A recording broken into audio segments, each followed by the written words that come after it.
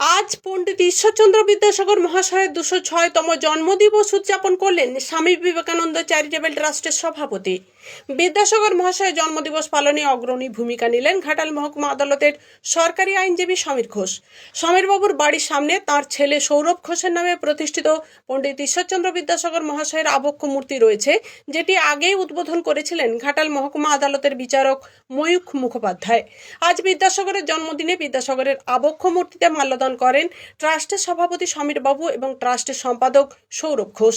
এই উদ্যোগে অসহায় মানুষজন, পথভিক্ষুক এবং প্রতিবন্ধী মানুষদের হাতে বস্ত্র বিতরণ করা হয় এবং মিষ্টি বিতরণ করা হয়। আজকের এই বিশেষ দিনে সমীরবাবু পণ্ডিত ঈশ্বরচন্দ্র বিদ্যাসাগর মহাশয়ের জীবনীর বিশেষ দিকগুলো তুলে ধরেন। এছাড়াও বিদ্যাসাগর মহাশয়ের স্মরণে আজ চন্দ্রকোনায় পথসভার মাধ্যমে রেল আন্দোলন করেন সমীরবাবু, যার স্লোগান ছিল চন্দ্রকোনায় রেলপথ চাই। এই স্লোগানে আজ চন্দ্রকোনা রোড থেকে চন্দ্রকোনা টাউন, ক্ষীরপাই, ঘাটাল, পাঁশকুড়া পর্যন্ত রেল সংযোগ স্থাপনের আওয়াজ তোলা হয়। আজ চন্দ্রকোনায় বিদ্যাসাগর রেল স্টেশনের দাবি জানানো হয় আজকের এই পথসভা থেকেই। আজ বিদ্যাসাগরের জন্মদিনে দেশের প্রধানমন্ত্রী, স্বরাষ্ট্রমন্ত্রী, রেলমন্ত্রীকে ঘাটাল মহকুমায় রেল পরিষেবা পাওয়ার জন্য ইমেলে চিঠি পাঠান ঘাটালের আইনজীবী সমীরবাবু। আজকের বিশেষ দিনের অনুষ্ঠান এবং পথসভাতে এলাকার মানুষ সহ আরও অনেকেই অংশগ্রহণ করেছেন। সমীরবাবুর এই উদ্যোগে সাধুবাদ জানিয়েছেন অনেকেই।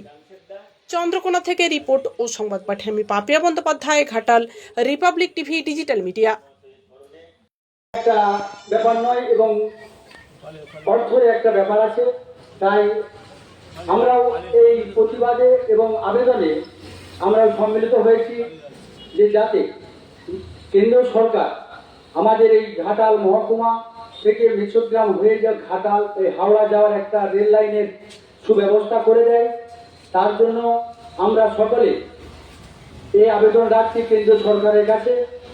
যে সুমিবাবু বললেন যে আমরা চিঠিও পাঠিয়েছি বারবার ধরে, কিন্তু এই চিঠির উত্তর এবং যদি না পাই আমরা আগামীতে গণতান্ত্রিকভাবে আন্দোলনের পথে নামব, যাতে আমাদের চন্দ্রকোনা থেকে ঘাটাল যাওয়ার রেল লাইন করা হয়।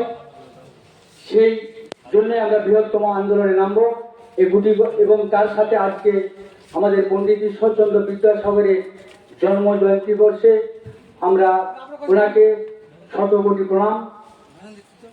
এগুলি কথা বলে আমি আমার ক্ষুদ্র বক্তব্য এখানে শেষ করছি। লগ্নে আজকে বিদ্যাসাগর মহাশয়ের চরণে শত কোটি প্রণাম এবং বিনম্র শ্রদ্ধাঞ্জলি জানাই। আজকে এই শুভ দিনে, পবিত্র দিনে আজকে আমরা এই